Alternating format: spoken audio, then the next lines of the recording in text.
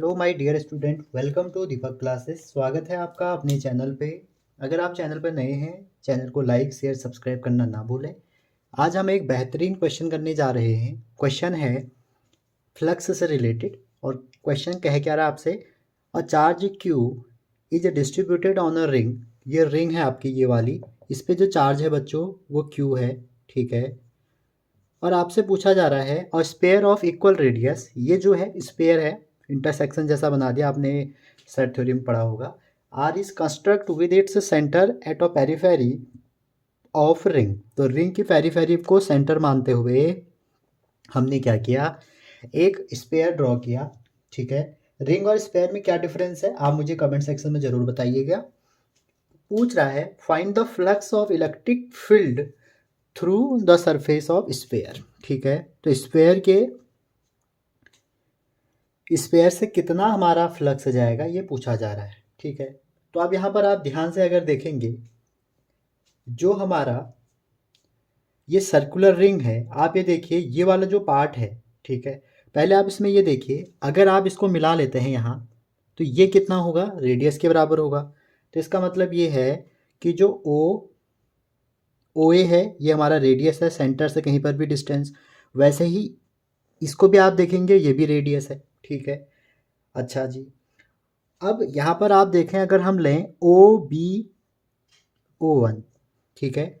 O B, यहाँ से अगर मैं इसको ड्रॉ करूँ ऐसे, ओ बी ओ एन, ये अगर मिला दूँ, तो ये और हमारा दूसरा ओ ए ओ एन जो है, ये हमारे क्या बना रहे हैं, दो इक्विलेटरल ट्राइंगल बना रहे हैं। इक्विलेटर कैसे बच्चों, ये भी रेडियस है, ये भी रेडियस है, ये भी रेडियस है, ये भी रेडियस है, ठीक है। तो अगर आप देखते हैं इस ट्राइंगल में तीन साइड और तीनों का कितना है, आर आर है।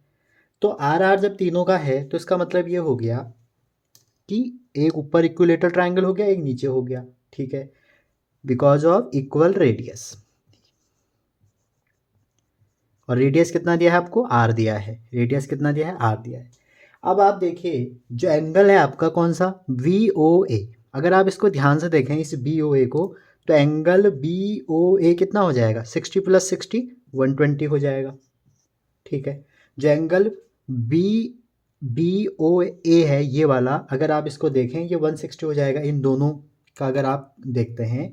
अच्छा जी, तो ये जो है हमारा ये 120 है, ये क्या है, 1/3 angle of circular ring. Circular ring का कितना होता है 360, तो ये कितना है इसका 1/3 है। तो जो चार्ज होगा आपका, चार्ज एनक्लोज बाय, हमें ये देखना पड़ेगा कि कितना चार्ज एनक्लोज करा है बाय स्पेयर। तो पहले आप देखो कि कितना पार्ट है, तो 1/3 पार्ट है। तो इसका मतलब ये है अगर ये क्यू चार्ज है तो इसका 1/3 हमने एनक्लोज कर रखा है, ठीक है।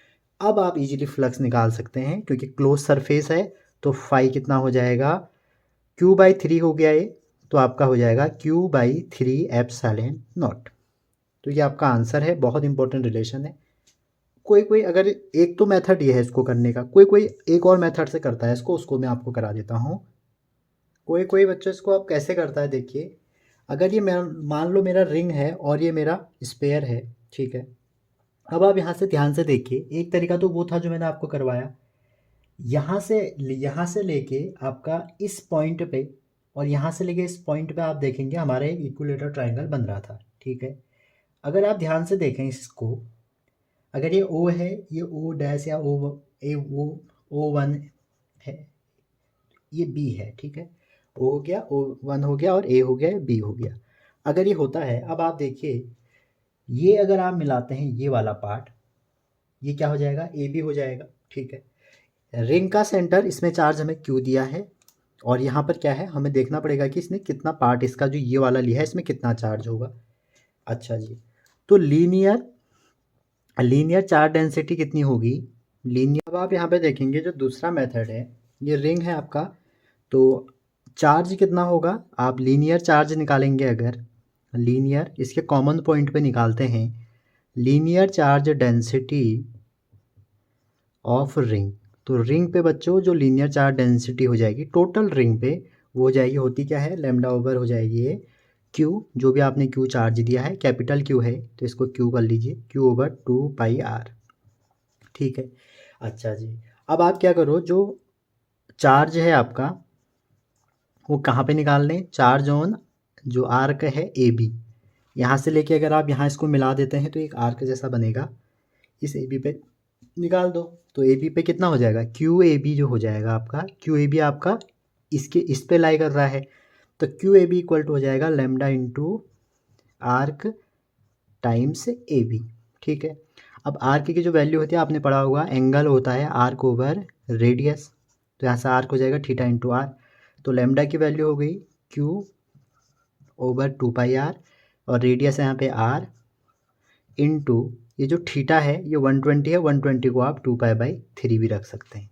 अच्छा जी, पाई से पाई कैंसिल हो गया, आर से आर हो गया, तो आपका जो आ जाएगा वो कितना आ जाएगा, 2 से 2 भी कैंसिल हो गया, Q/3। तो इसका मतलब है जो क्यू ए बी है, जो इसके बीच में आर्क बन रहा है, वो चार्ज कितना इनक्लोज कर रहा है, Q/3। तो ये किसका है, स्पेयर का, तो स्पेयर कितना चार्ज इनक्लोज कर रहा है, Q/3। तो फ्लक्स कितना हो जाएगा, Q/3 एप्सिलॉन नॉट। काफ़ी इंपॉर्टेंट है, कई बार ये पूछा गया है। Thank you.